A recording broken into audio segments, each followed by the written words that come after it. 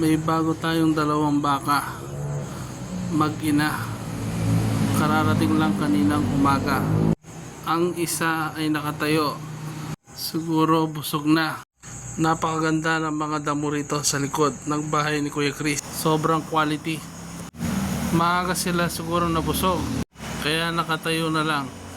Palagay ko nanibago sila dito dahil sa pinanggalingan nila, hindi ganyan ang kinakain nila. Dayami at darak ang pinapakain sa kanila.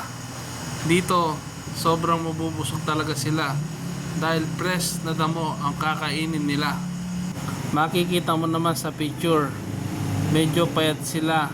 Ang diskarte dito mga Cubs, kailangan patabain para gumanda ang katawan, para maibenta ng medyo mas mataas na presyo. At doon tayo kikita mga Cubs, kesa ang pera natin ay nasa bangko lang, hindi kikita ng ganong kalaki kesa sa pag-aalaga ng baka.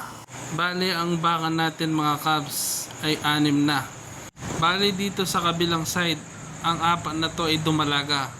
Ang plano natin dito ay gawing inaing para dumami ang ating baka. Kaganda sa pag-aalaga ng baka, matibay sila sa init, hindi mo kailangan ilagay sa lilim na lugar. Ganito lang ang gagawin mo, titignan mo lang sila kung okay lang sila.